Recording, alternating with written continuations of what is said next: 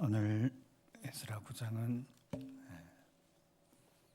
에스라의 이사 선지자의 회개 기도입니다. 금식하면서 에스라가 지난 8장에 보면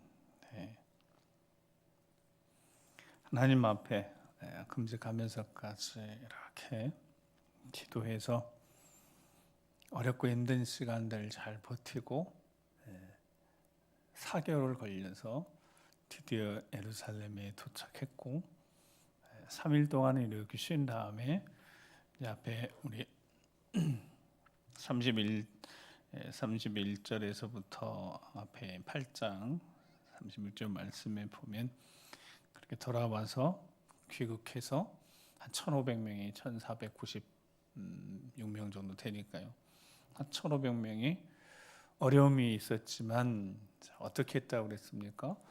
왕에게 충분히 구해서 마병도 좀 내주고 병사도 내주면 오는 길이 평탄했겠지만 그 왕에게 구하는 것이 부끄러워서 우리가 하나님을 의지하고 하나님을 섬기는데 그 하나님이 위대하신 하나님이시다는 우리가 고백했는데 사람의 힘 빌리지 않고 하나님 앞에 믿음으로 우리가 가자 그래가지고 한 1,500명이 한 4달에 걸려서 예루살렘에 도착했습니다. 3일간 머문 다음에 35절부터 보면 번제를 드렸습니다. 다시 하나님 앞에 거룩하게 살 것이다.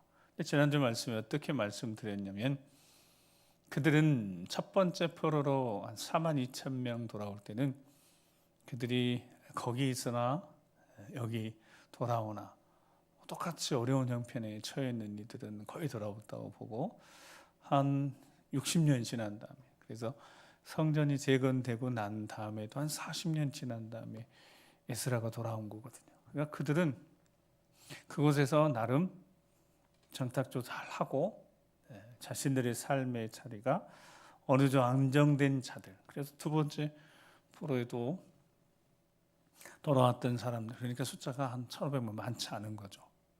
그렇게 해서 돌아왔습니다. 번제까지 드리고 다시 한번 하나님 앞에 결단하고 자신들의 삶을 다시 한번 성령 중심의 삶을 살고자 결단한 시간을 가졌습니다. 그런데 이제 오늘 보면 1절에 보면 그 일 후에 꿈을 가지고 돌아왔고 비전을 가지고 돌아왔습니다. 에스라는 하나님 말씀을 가르쳐야 되겠다. 하나님 백성답게 정말 잘 가르쳐서 율법을 잘 가르쳐서 바로 세야 되겠다. 이런 마음을 가지고 제사장이기도 하고 율법을 잘 가르치는 또 학사이기도 했으니까 이런 마음을 가지고 있었는데 1절에 2절에 참담한 이야기를 듣게 되는 거죠. 그 이야기는 그걸 보면 1절 2절 같이 한번 다시 읽어보겠습니다. 1절 2절 시작. 이 일 후에 방백들이 내게 나와 이르되 이스라엘 백성과 대제사장들과 레위 사람들이 이에 떠나지 아니하고 가나안 사람들과 헷 사람과 브리스 사람들과 여부스 사람들과 암몬 사람들, 모압 사람들, 애굽 사람들과 아모리 사람들이 가증한 일을 행하여 그들의 딸을 맞이하여 아내와 며느리로 삼고 거룩한 자손이 그 지방 사람들과 서로 섞이게 하는데 방배들과 고관들이 이제 더 으뜸이 되었다는지라. 아멘. 참담한 소식을 듣게 되어집니다. 자, 지금 에스더가 처한 형편은 어떤 형편이에요? 이미 나라가 망했습니다. 그래가지고 70년이 지나서 바벨론에서 돌아왔고 그 다음에 70년이 차고는 돌아온 1차 포로 수룹바벨하고 제사장 여호수아 예수와 그 돌아온 사람들이 70년 차서 다니엘 처음 잡혀갔을 때부터 시작해서 70년이니까 돌아와서 그때 하나님의 은혜로 성전을 20년을 걸쳤지만 짓지 않았습니까? 그러니까 나라가 멸망했고 성전도 다 파져졌고, 그리고 이제 다시 성전 재건해서 한 40년 뒤 돌아왔을 때는 에스라가 어떤 생각을 가지고 왔겠습니까? 성전도 재건된 상태이고, 한 40년이 지났으니까 성전 재건됐다는 소식 듣고, 그러면 얼마나 성전 중심으로 삶을 제대로 살아내고 그들의 삶이 회복되었을 것이라는 이런 생각을 하고 왔는데 그렇지 못하다는 거죠. 예루살렘도 성도 다 회복되지 않는 것은 보니까 알 수 있었던 거고, 성벽도 느헤미야 때 재건됐으니까 성벽도 제대로 되어 있지도 않는 것도 이스라엘가 다 봤을 터이니까요. 근데 그것보다도 에서의 눈에 들어왔던 건 그런 게 들어온 게 아니라 성전이 그래도 재건되어 있다는 사실, 성전이 재건되어 있다는 사실, 그 하나가 이스라엘을 이 땅까지 오게 한 건데, 들었는데 어떤 이야기를 듣냐면 마치 멸망하기 전에, 남유다가 멸망하기 전에 있었던 일들하고 별반 다르지 않은 일이 그대로 일어나고 있습니다. 거기에 나오는 사람들 보니까 이스라엘 백성, 그리고 제사장, 레위 사람들, 모두가 다 어떻게 이 땅 백성에서 떠나지 않고 가나안, 여전히 남아있는 이 땅에 남아있는 가나안 족속들, 그 주변에는 암몬, 모압, 매굽 사람, 아모리 사람까지 이 가증한 일에서 떠나지 않고 그 가정을 행하고 있었다는 사실입니다. 그 행하는 일들의 가장 중요한 일이 그 이방 여인들을 아내로 맞이했다는 사실입니다. 그래서 거룩한 자손이 그 지방 사람들과 어떻게 되겠다고요? 어떻게 됐다고요? 2절에 어떻게 됐다고요? 2절을 안 넘겨도 여러분 성경 보시면 있잖아요. 2절에 거룩한 자손이 어떻게 됐다고요? 그 지방 사람들과 서로 섞이게 됐다는. 종종 말씀드렸지만 구약에 중요한 두 가지 관점이 두 가지가 있대요. 하나는 누가 왕이냐, 그러니까 하나님이 왕이시다는 거예요. 하나님이 통치자시라는 겁니다. 이게 왕이 세워졌어도, 사울을 세우고 다윗을 세워도 하나님은 여전히 이스라엘 왕이시고 통치자이십니다. 누가 왕이냐 하나고, 두 번째가 세상과 섞이지 말라는 거예요. 절대로 세상과 섞이지 말라. 그래서 율법을 주셨습니다. 율법을 언제 주셨을까요? 광야에서 주셨거든요. 광야에서는 섞일 일도 없어요. 여러분, 광야에서 뭐 섞일 게 있겠어요? 광야에 자기들만 돌아다니는데. 나중에 가나안 땅에 들어가게 되면 절대로 섞이지 말라고 미리 말씀하셨습니다. 이방 여인들 아내로 맞아들이지 말라고, 며느리로 맞아들이지 말라고 미리 말씀하셨어요. 그거 나중에 올무가 된다고. 그래서 올무가 돼서 어떻게 됐다고요? 나라가 망했다고요. 그리고 다시 포로로 돌아왔다고요. 그런데 에스라가 보니까 다시 뭐 하고 있어요? 스스로 또 덫을 놓고 있는 거죠. 거룩한 자손이 그 지방 사람들과 서로 섞였다는 거예요. 여러분, 이런 모습들 반복되죠. 반복됩니다. 그렇게 해서 망했는데, 그렇게 해서 나라가 망했는데, 나라가 망하고 포로로 잡혀갔다가 한 세대, 두 세대, 세 세대 지나고 네 세대까지 지나고 이렇게 시간이 지나면 다시 돌아왔어요. 에스라가 와서 봤는데, 자, 그렇게 올무가 되고 덫이 되고 가시가 되고, 그래서 찌를 것이고 무너뜨리게 할 것이고, 그렇게 해서 나라가 망했다가 다시 돌아왔는데 그 일을 또 하고 있는 겁니다. 모르겠어요. 낚시 이렇게 하시는 분들은 망둥어 그런다고 그러던가요? 낚시에서 걸렸다 놓아주면 그 앞에 또 되면 또 문대잖아요. 그 앞에 또 되면 또 무는 거예요. 어리석은, 너무나 어리석은 일을 또 다시 반복하고 있는데 에스라가 어떤 심정이겠습니까? 그 뒤에 이제 에스라가 가슴을 치며 옷을 찢고 겉옷까지 다 찢고 회개 기도하는 게 오늘 본문입니다. 에스라의 회개 기도. 근데 이제 이 이유에 대해서 보니까 이렇게 성전을 재건하고 한 40년 만에 돌아왔는데 왜 그렇게 돼버렸을까요? 거룩한 자손들, 거기서 길러내고 섞이지 않고 믿음 잘 지키고 성전 중심의 삶을 잘 살았어야 되잖아요. 그렇게 충분히 할 수 있는 거잖아요. 실패하고 돌아왔으니까. 고국에 돌아왔었던 그 마음들, 학기하고 스가랴 선자를 세워서 성전 재건 멈춰주고 16년 동안 멈춰지고 있으니까 다시 해서 4년 만에 지어서 20년 만에 돌아와서 성전 재건까지 다 마쳤으니까 성전이 얼마나 중요한지를 그들이 깨달았고 성전 중심, 예배 중심, 하나님 앞에 힘들어도 믿음으로 살아보려고 몸부림치던 시간들이 40년 만에 이렇게 다 무너지고 있었습니다. 왜 그랬다고요? 보니까 방백들과 고관들이, 지도자들이 이제 어땠다고요? 더욱 으뜸이 되었다는 거죠. 그러니까 수룹바벨이 총독이었는데 그 다음에 제대로 된 영적 지도자가 없었던 것이 가장 큰 원인일 수는 있겠습니다. 그래서 이제 말씀 준비하면서 보니까 어느 시대나 멸망의 이 멸망으로 가는 과정에 꼭 있는 모습들이 있는 겁니다. 멸망으로 가는 모습들. 그러니까 타락인 거죠. 타락. 소위 말하는 타락. 그러니까 타락이 어디서 시작되냐? 여러분, 타락이 어디서부터 시작되겠어요? 사사기 21장 25절의 말씀을 보면 사사기에 두 번의 표현이 나오는데, 자, 같이 한번 읽어보겠습니다. 시작. 그때 이스라엘에 왕이 없으므로 사람이 각기 자기의 소견에 옳은 대로 행하였더라. 사람들이 행하는 거예요. 그래서 어떤 일들을 행하는 거예요. 딱 하나님의 백성들이 행합니다.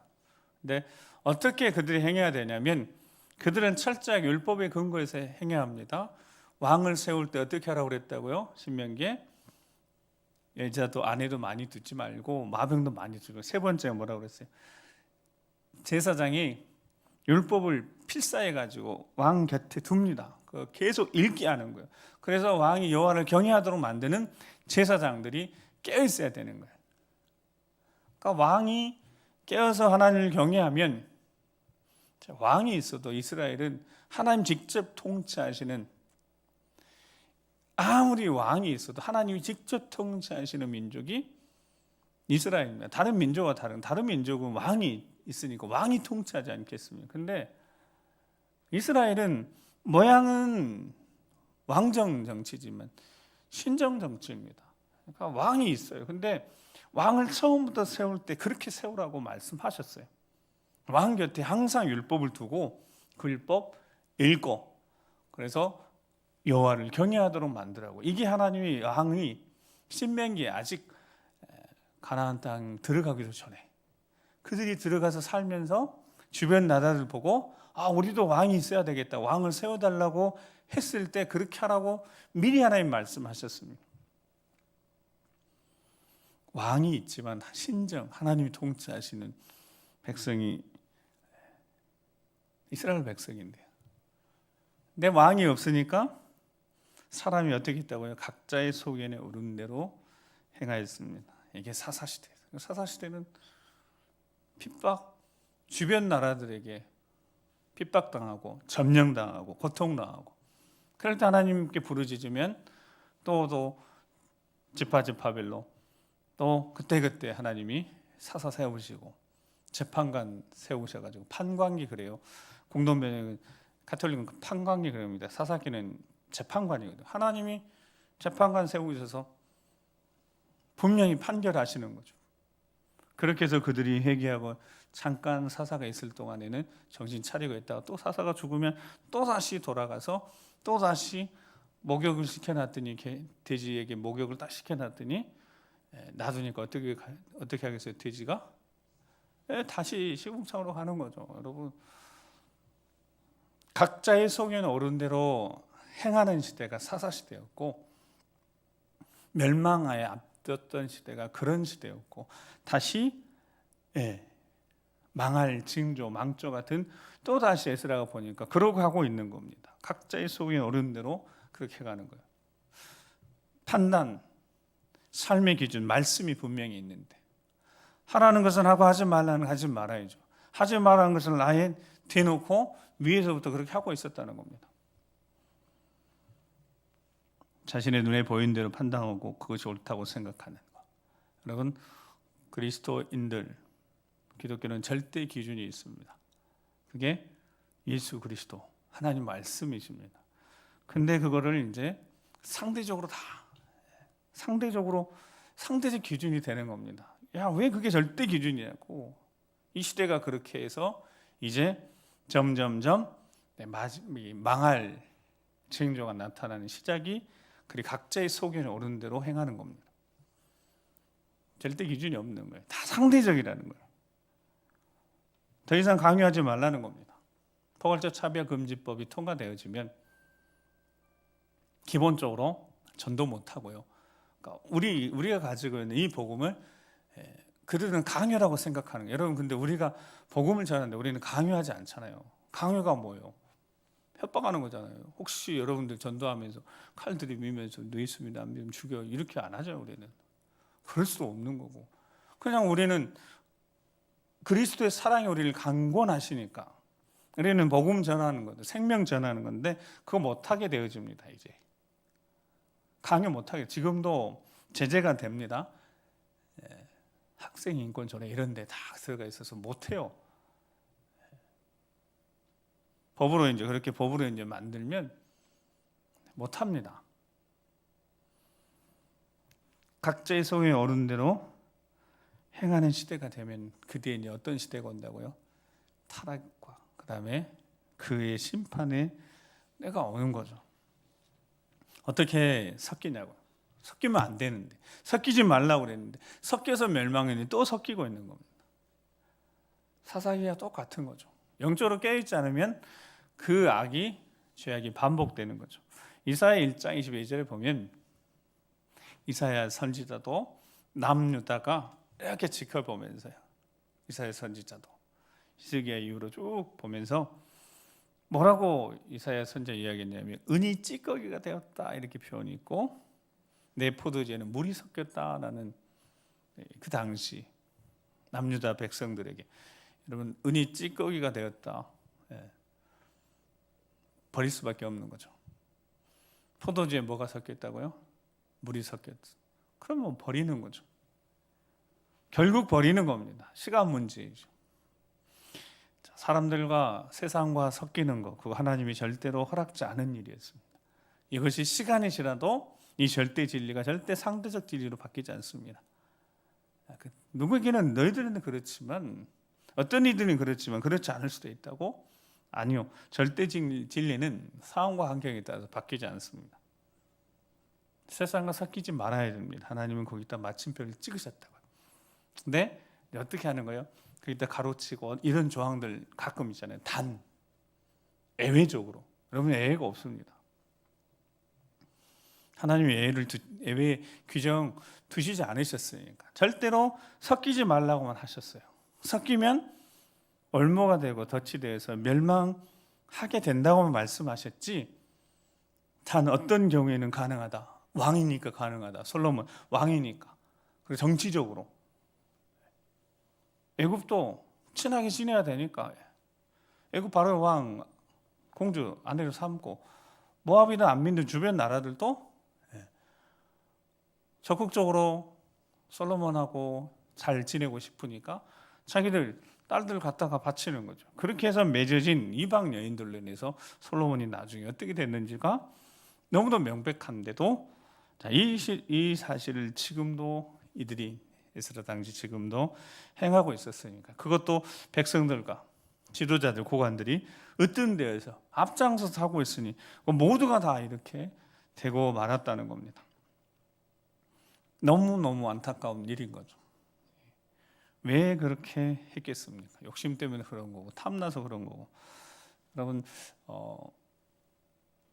혹시 여러분들은 주변에 이렇게 다니면서 저분은 예수 믿는 사람 같다라는 것을 이렇게 느껴지실 때 혹시 옷으로 느끼신다면, 옷, 조금 감이 있잖아요. 그렇죠? 우리 그리스도인들이 입고 다니는 옷을 보면 어느 정도, 반대로 하면 뭐 세상 즐기는 사람들 옷 보면, 옷가지를 보면, 옷 모습 보면 알 수 있잖아요. 근데 곧 있으면 이제 날씨가 더워지면 막 노출의 계절 되면 교회 배꼽 티 입고 오니까 그 우스갯소리 알잖아요. 배꼽 티 입고 왔더니 하나님은 중심을 보신다고. 중심. 여기가 왜 중심이에요? 여기가 여기 배꼽 위에 중심이에요. 그러니까 이제 보세요. 왜 그들이 이방 여인들을 아내로 맞이하고 그랬냐면 그 여인들의 옷이 어떤 옷이겠어요? 문진하고 화려하고 드러내놓고 상대적으로 아닌 부분이 있는 거예요. 가리고 덮고 이렇게 가리는 이 사람들, 우리 자기 유대인들하고 다른 이스라엘 백성, 다른 이방 여인들은 화려한 거죠. 자, 그렇게 해서 무너지게 된 겁니다. 사탄의 방법은 어떻게 해서든지 욕심을 잉태하게 만들고 커지게 만들어서 범죄하게 하고 사망에 이르게 하니까요. 세상을 사랑하다가 보이는 것, 그 탐내고 힘 있고 돈 있고 권력 있는 백성들과 고관들부터 타락해서 이게 다 섞여버리고 말았다는 겁니다. 요한일서 2장 15절 17절 너무너무 중요한 말씀이 있죠. 자, 같이 읽어보겠습니다. 시작. 이 세상이나 세상에 있는 것들을 사랑하지 말라. 누구든지 세상을 사랑하면 아버지의 사랑이 그 안에 있지 아니하니 이는 세상에 있는 모든 것이 육신의 정욕과 안목의 정욕과 이 생의 자랑이니 다 아버지께로부터 온 것이 아니요 세상으로부터 온 것이라. 이 세상도 그 정욕도 지나가되 오직 하나님의 뜻을 행하는 자는 영원히 거하느니라. 아멘. 누구든지 세상을 사랑하면 아버지 사랑이 그 안에 있지 않답니다. 그러니까 아버지 사랑하고 세상 사랑하고 공존할 수 없대요. 하나님과 재물을 겸하여 섬길 수 없는 것처럼 하나님도 사랑하고 세상을 사랑할 수 있다 없다 절대 불가능하다. 하나님 아버지를 사랑하면 세상을 사랑할 수 없답니다. 그렇게 하나님 사랑하다가 점점점 세상에 눈이 가고 시선이 가고 몸이 가고 발이 가고 세상을 사랑하다 보면 어느새 하나님의 사랑이 점점 그 마음속에서 결국 아버지 사랑이 그 안에 있을 수가 없다는 겁니다. 세상에 있는 것, 그것들이 육신의 정욕, 안목의 정욕, 일생의 자랑이라는 건 너무 명백하고 분명한데도 그거 아버지께로 온 것이 아니고 세상으로부터 온 것인데도 이 세상의 사람들이 점점점, 아니 세상 사람들은 내버려 두고라도 그리스도인들조차도 그렇게 점점점 세상과 섞여가고 있다는 겁니다. 이 시대가 그렇다는 겁니다. 각자의 소견에 오른 대로 이제 그렇게 살아가는 그리스도인이면서도 그거 하나님 말씀이 절대 진리가 아니고 상황에 따라서, 그래서 이제 상황윤리 이런 게 나오는 거예요. 상황에 따라서는 달라질 수 있다는 거예요. 어떻게 그게 시대가 달라졌고 민족이 다르고 역사가 다르고 그러는데 그거 어떻게 그냥 딱 진리 그래서 하라 하지 마라 그렇게 할 수 있느냐고. 상황을 고려하고 환경을 고려하고 이렇게 해야지. 여러분 그게 합리적인 것 같습니다. 합리적.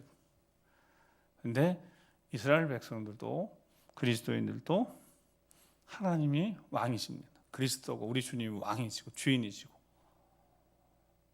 그러니까 철저하게 신정이라고 하나님이 통치하십니다. 여러분 우리는 하나님의 통치를 받고 있는 줄 믿습니다.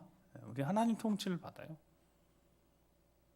하나님 말씀 우리를 통치하시니까요. 말씀을 통해 우리는 끊임없이 확인하는 겁니다. 하나님이 통치하신다고. 우리 주님이 왕이시고 주인이시다고. 그렇게 그 말씀을 그대로 순종하는 겁니다. 절대 진리니까요. 상황과 환경에 타협할 수 있는 상대적 진리가 아니니까요. 갈수록 각자의 속에 오른 대로 살아가니까 세상 속에 살아가면서 우리도 모르는 사이에 그렇게 되는 겁니다. 그래서 상황적으로 우리가 처세술을 달리할 수 있다고 생각하는 거죠. 근데 아닌 건 아닌 겁니다. 근데 그 부분에 대해서는 나중에 다룰 일들이 있을 것 같고요. 하나님 은혜로 에스라가 돌아와서 보니까 이런 참담한 현실이 있는 거예요.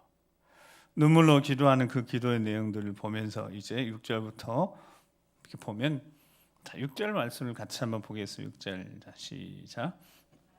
나의 하나님이여, 내가 부끄럽고 낯이 뜨거워서 감히 나의 하나님을 향하여 얼굴을 들지 못하오니 이는 우리 죄악이 많아 정수리에 넘치고 우리 허물이 커서 하늘에 미침이니이다. 아멘.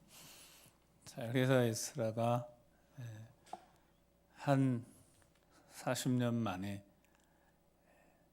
이렇게 성전 짓고 무너진 믿음의 선배들 보고, 그 당시를 보고 충격받아서 기도를 시작하면서 감히 하나님, 나의 하나님의 얼굴을 들지 못할 정도로 우리 죄악이 많아 정수에 넘치고 우리 허물이 커서 하늘에 미친다라고 고백을 하면서 시작합니다. 에스라가 그렇게 큰 죄를 졌겠습니까? 포로 이제 돌아왔는데요. 나중에 우리 느헤미야 봐도 그렇지만 똑같습니다. 하나님의 사람들은 같은 마음인데 그 죄악에 대해서, 그 죄악에 대해서 누군가에게 판단하고 정죄한 일을 하지 않습니다. 이게 이제 그리스도인들, 하나님의 사람들, 구약에 똑같이 하나님의 사람들, 깨어있는 하나님의 사람들의 모습입니다. 충분히 지적할 만하죠. 물론 책망할 것은 책망하지만, 그들의 잘못을 책망하지만, 적어도 회개 기도는 이 당시에 이들의 죄에 대해서 나와 별개이고 그들이 범한 죄이고, 그러니까 그들이 책임져야 된다고는 하지 않습니다.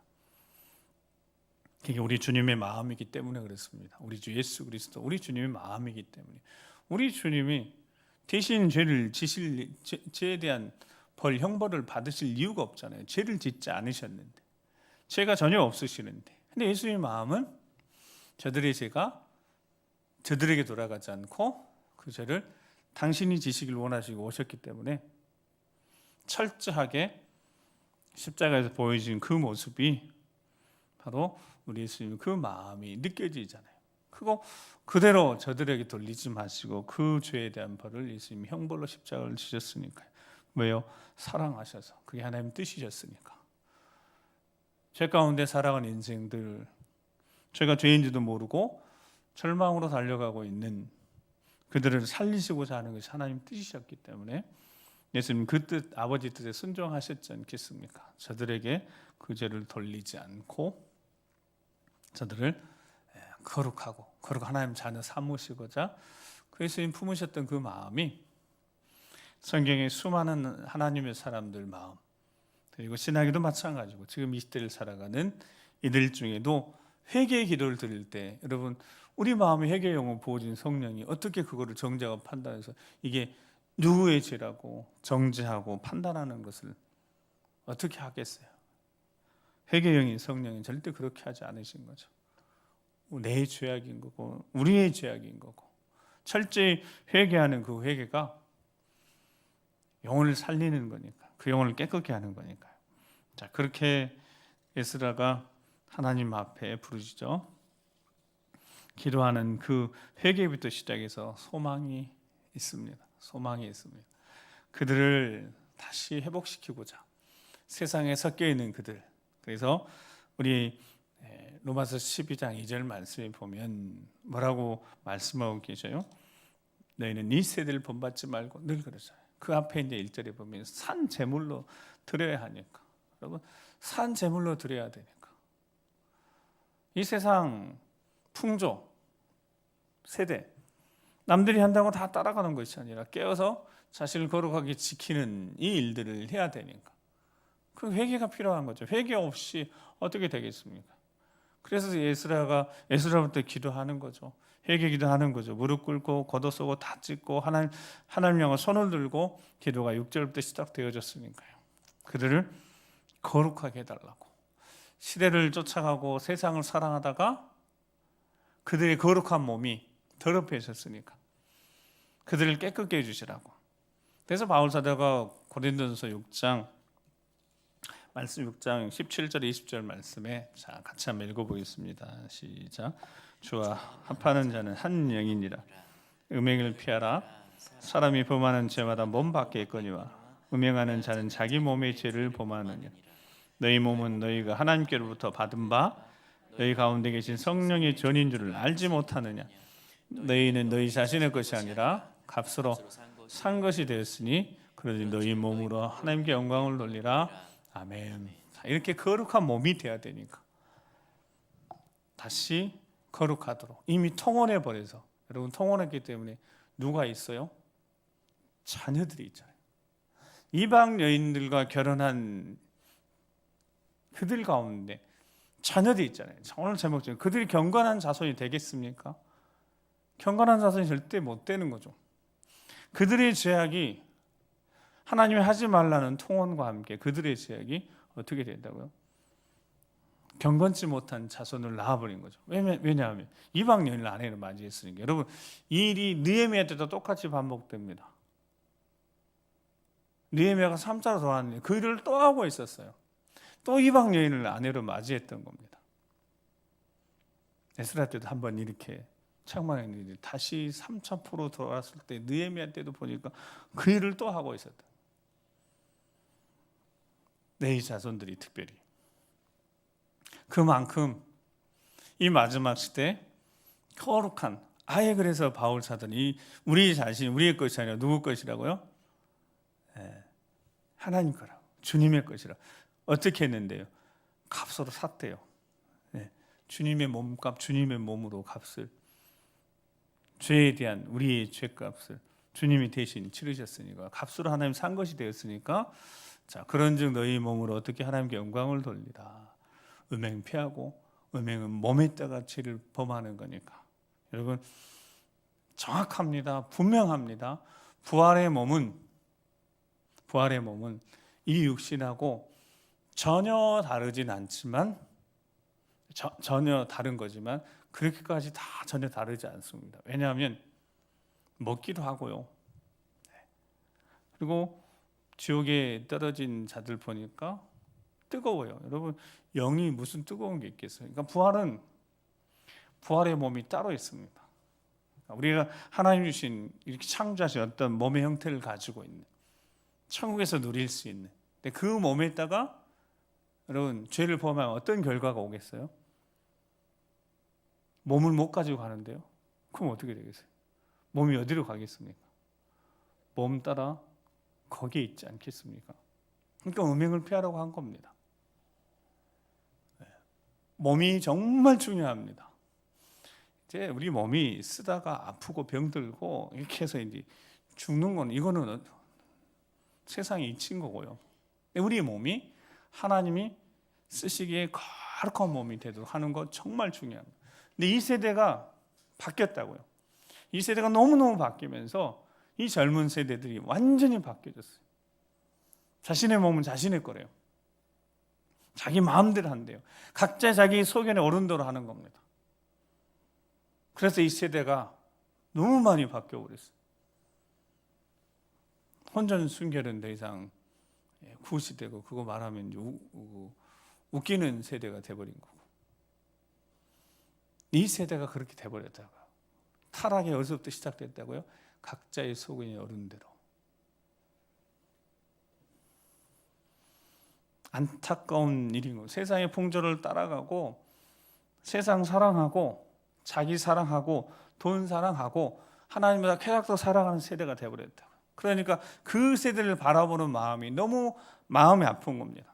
의로운 롯이 소돔과 고모라에 있으면서 그 소돔과 고모라에 행하고 있는 악행을 보면서 의로운 욥이 마음이 상하는 겁니다. 그건 어쩔 수 없는 거예요. 이 시대를 보면서 우리 마음이 상하는, 근데 우리가 어떻게 해줄 수가 없는 시대가 되는 겁니다.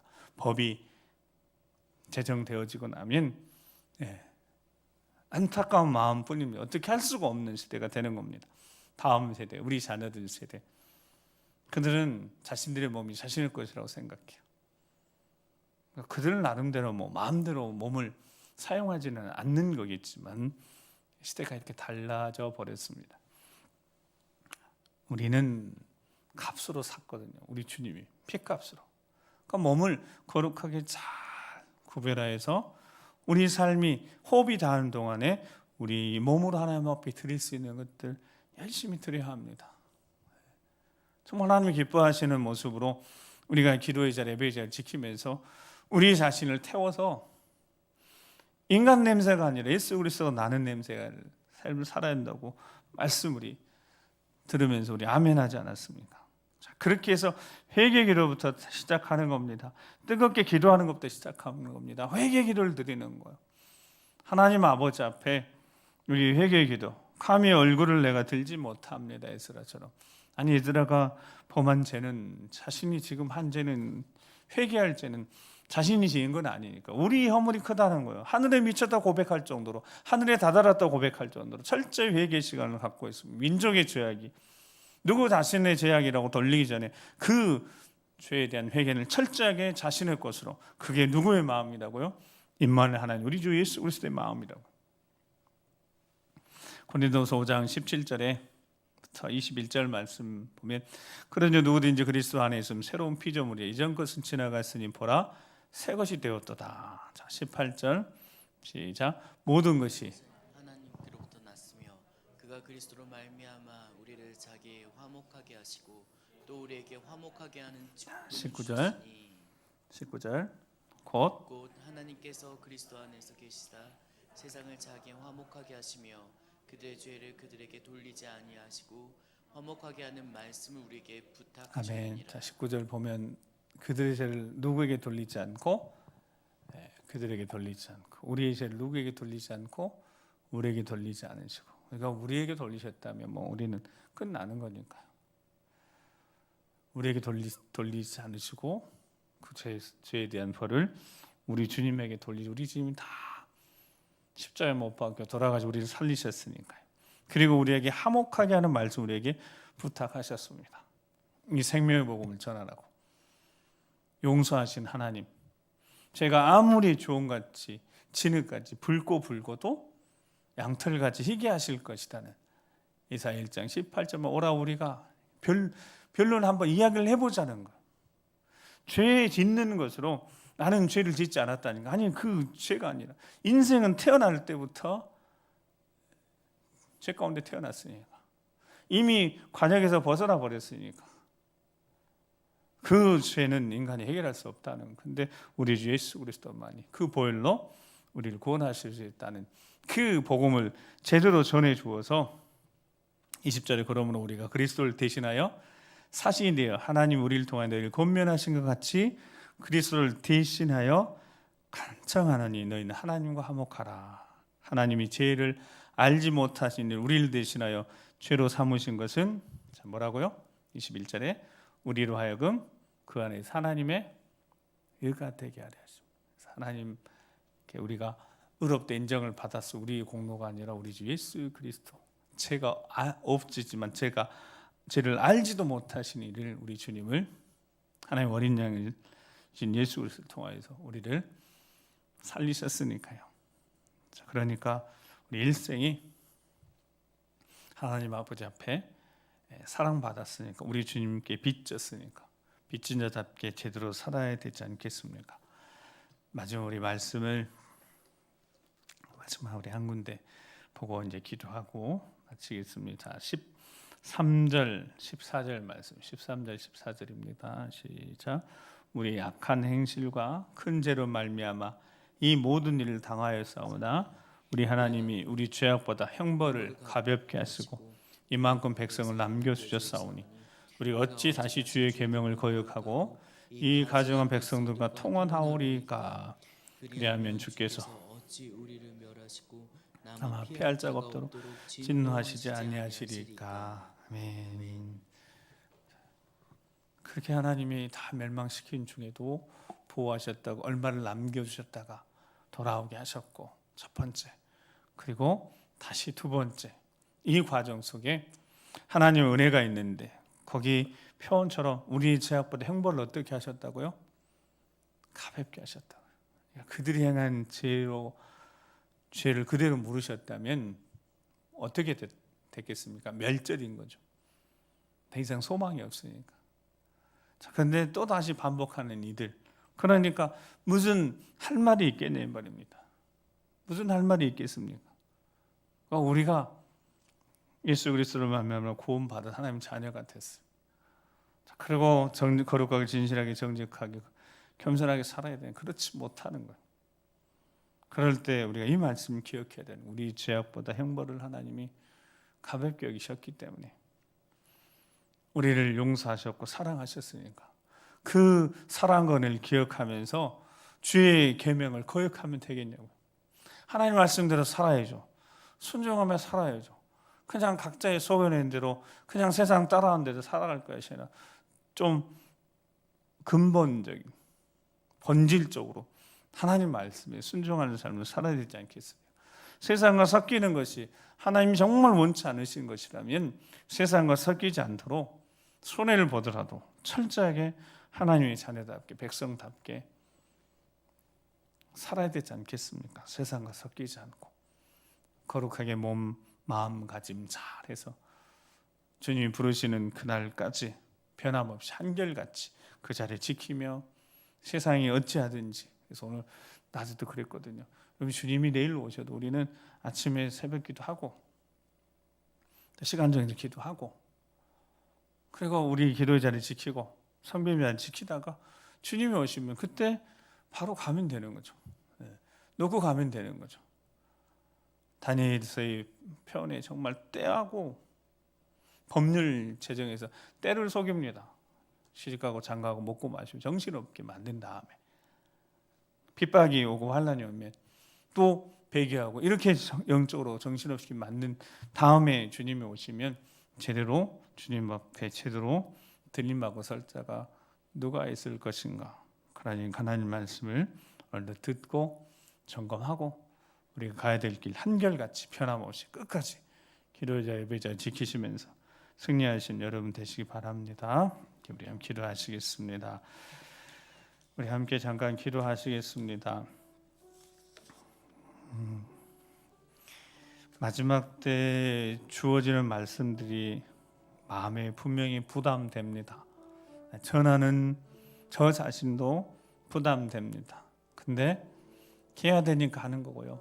들어야 되니까 여러분 귀에 들리는 겁니다. 준비하라고 하는 거니까요. 도적같이 오신다고 하시면서 깨어있는 자는 그날과 그 시는 알지 못하지만 깨어있는 자는 깨어서 주님 영접하게 될 것이니까, 오늘이든 내일이든 우리가 우리 자리 깨어서 기도의 자리, 예배의 자리 잘 지키고 있으면 언제 주님이 오셔도 그냥 편안한 가운데 주님 맞이하는 겁니다. 세상 일에 바쁘고 세상과 섞이고 정신을 살다가 보면 정말 큰 낭패를 당할 것이고, 그때 우리 후회해도 소용없으니까 열천의 이야기 있으면 너무 정확히 해주셨잖아요. 등불 준비했습니다. 그러니까 교회에 다니는 거죠. 스스로 예수 믿는다고 말했던 거죠. 근데 등은 준비했는데요, 기름을 준비 안 했던 겁니다. 그러니까 그 마지막 순간에 바깥에 쫓겨나는 겁니다. 이를 갈며 슬피 울며 후회하는 일이 있을 거라고 분명히 말씀하셨으니까, 그러니까 정신 차리라고 말씀하시니까 우리 다시 한번 기도해 보면서 아버지 하나님 깨우쳐 주시옵시고 깨닫게 하시고 제대로 살아갈 수 있도록 일평생 변함없이 한결같이 예배자의 기도에 지키면서 주님 부르신 그 부르심 합당한 삶을 살며 예수 우리 전하고 증거하는 생명력 복음의 말씀에 사로잡혀 인생 살아가고 언젠가 주님 앞에 섰을 때 착하고 충성된 종들이라 다 칭찬받을 수 있도록 다시 한번 영적 무장되어지고 성령 충만케 하셔서 뜨거워지게 하시고 우리 일생을 주 거룩한 부르심 합당한 삶을 살아갈 수 있도록 다시 한번 힘차게 전진할 수 있도록 우리를 붙잡아 주시라고 주여 한번 우리 기도하겠습니다. 주여, 아버지 하나님 불쌍히 여겨주시옵소서. 붙잡아 주시옵소서. 그 거룩한 부르심 합당한 삶을 제대로 살아낼 수 있도록 깨우쳐 주시옵소서. 말씀을 통하여 깨우쳐 주시옵소서. 이 마지막 시대 정말 각자의 속을 어른대로 살아가고 있습니다. 아버지 우리 바로 서게 하시고 하나님 말씀에 근거해서 하나님 말씀에 근거해서 제대로 알고 제대로 깨닫고 말씀대로 살아가는 저희가 되게 도와주셔서 내 소견에 각자의 소견이 아니라 하나님 말씀에 근거해서 판단하고 그 길 따라가며 길과 진리 생명이신 예수 그리스도 주님 따라가며 주 예수 그리스도를 자랑하며 증거하며 이 마지막 시대에 그 어떤 환난과 핍박의 시대고 오더라도 목숨을 걸고 믿음을 지켜내는 인내하며 믿음으로 승리하는 우리 모두가 될 수 있도록 주여 잘 준비할 수 있도록 도와주시옵소서. 성령 충만케 해주시옵소서. 한결같이 변함없이 끝까지 기도자 예배자 지켜내면서 주님 오실 준비를 잘 할 수 있도록 거룩한 신부로 잘 준비되어 잔장하는 우리 모두가 되게 도와주시옵시고, 특별히 자녀들 거룩한 자녀를 될 수 있도록 경건한 자녀를 될 수 있도록 아버지 우리가 귀한 사명 감당하고 우리 자녀를 살려낼 수 있도록 아버지 도와주시옵소서. 그러신 아버지 하나님 감사합니다. 우리가 살고 우리 할아버지 할머니 부모님들이 거둔 그 믿음이 한결같이 꼿꼿이 걸어온 그 길과 진리 생명이신 예수 그리스도 타협하지 않고 걸어왔던 그 길 제대로 잘 걸어갈 때, 세상과 섞이지 않을 때 우리 믿음의 가정 안에 경건한 자손들이 일어날 것이며, 세상을 이기는 거룩한 세대가 일어날 것이며, 말씀과 기도로 세상이 이기는 거룩한 세대가 경건한 자손들이 일어날 줄 믿사오니 주의 이름으로 축복하며 이 5월 가정의 달 정말 마음 단단히 먹고 더 뜨겁게 기도하며 더 간절한 마음으로 예배의 자리에서 하나님 앞에 예배드리며 바로 서서 우리 5월 가정의 달에 정말 하나님이 일하시는 기적의 역사들이 우리 믿음의 가정이 분리되어 일어날 수 있도록 역사해 주시옵소서. 다음 세대 살리시고 이렇게 세워주셔서 소망 넘치는 아름다운 교회가 될 수 있도록 인도하여 주시옵소서. 함께해 주실 것을 믿고 감사드리며 존귀하신 우리 예수 그리스도 이름으로 기도드립니다. 아멘. 할렐루야. 할렐루야. 지치셨습니까?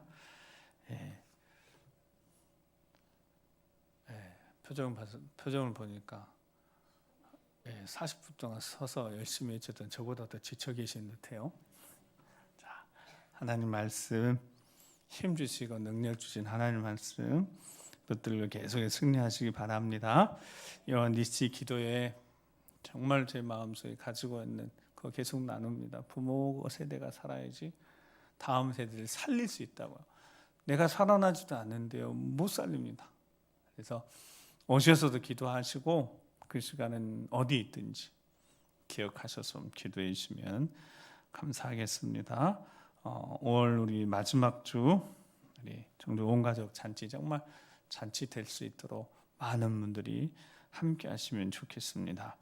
우리 김재주 장로님은 원체 이렇게 좀 말씀 안 하시려고 하시는데, 장로님이 실은 간단한 부위라 생각했었는데 여러 부분만 이렇게 한 용종이 있는데 막 이렇게 떼내고 접합 수술만 하면 되실 줄 알았어요. 또 그렇게 되길 원했고, 또 권사님도 그러고 장로님도 저도 이렇게 말씀을 기도했는데, 아마 세포가 이렇게 검사를 하니까 수술하는 과정에서 세포를 이렇게 보니까 좀 안 예쁜, 그래서 불안한 게 있어서, 그래서 가장 그래도 대한민국에 좋은 병원이고 큰 병원인데, 그래서 급하게 수술하는 과정 속에 권사님 이렇게 부르셔가지고 신장 적출 떼야 되겠다고 권사님이 울면서 전화하셨어요. 너무 갑작스러운 일인 거죠. 그거는 처음부터 없었던 일은 아니었습니다. 그럴 수 있는 가능성이 있었지만 그 가능성을 거의 보지 않았는데, 그래서 갑자기 이제 처음부터 아마 그런 수술을 한다고 생각했으면 덜 마음의 준비가 돼서 덜 힘들었을 텐데, 갑자기 진행하다 그래서 수술은 잘 되셨다고 합니다. 수술은 잘 되셨고 회복하는 과정 속에 있습니다. 그래서 건강하게 회복될 수 있도록 기도해 주시면 감사하겠습니다. 아마 말씀을 안 하시려고 하셨고 저한테도 말씀하지 말라고 하셨어요. 근데 기도가 필요합니다. 그래서 장로님 통화는 할 때마다 계속 저랑 했습니다. 그래서 기도해 주시라고 그러시니까 잘 회복될 수 있도록 기도해 주시면 감사하겠습니다. 우리 또 여러 중보기도 필요한 분들을 위해서 계속 기도해 주시고, 연로하신 우리 어르신들이 이제 많이 약해지셔서 넘어지시기도 하시고 또 이렇게 회복되는 과정 속에 있는 분들이 있으니까 기도해 주시면 감사하겠습니다. 자, 남은 한 주간도 승리하시기 바랍니다. 우리 앞에 뒤에 몇 분 보시고, 자, 하나님이 함께 하십니다. 축복하시겠습니다. 네. 기도하시겠습니다. 아버지 하나님 감사합니다. 연약하고 어리석은 저희들 붙잡아 주심을 감사합니다. 그 능력의 손으로 단단히 붙들고 있음을 우리가 믿고 그 믿음 흔들리지 않고 우리 주 예수 그리스도 주님이 우리를 위해서 목숨까지 내어주시고 우리를 사랑하셨는데 그 아버지의 사랑이 이리도 크고 깊고 놀라운 그 사랑이 우리를 붙들고 있는데 염려 걱정 근심하지 말고 두려움 없이 주님만 바라보고 끝까지 믿음으로 인내하면서 이 마지막 시대에 깨어서 승리하게 하시고 우리 살고 우리 할아버지 할머니 부모님들 살고 우리 자녀들 다음 세대에 꼭 살려낼 수 있도록 도와주시옵소서. 5월 한 달 가정의 달 내내 성령 충만한 가운데 주의 영광이 가득하게 소망하오며 이제는 우리 구주 예수 그리스도 십자가의 구원의 은혜와 아버지 하나님 그 크고 놀라우신 사랑하심과 성령 하나님의 감동 감화 역사 교통하심이 우리 믿음의 가정을 세우시길 원하셔서 우리를 깨우셨기에 깨어 기도할 때 우리 자녀 다음 세대들이 경건한 자손들 거룩한 세대가 되어져서 하나님이 기뻐하시는 능력의 사람들로 귀하게 쓰임받게 될 것을 믿고 믿음으로 새롭게 출발하는 모든 심령 믿음의 가정과 사랑하는 자녀손들의 미래 위해 주의 몸된 교회와 우리 연로하시 어렸음부터 시작해서 어린 생명에 이르기까지 남은 모든 일생 위에 이 민족 위에 지금부터 영원토록 함께 하시옵시기를 간절히 축원하옵나이다. 아멘.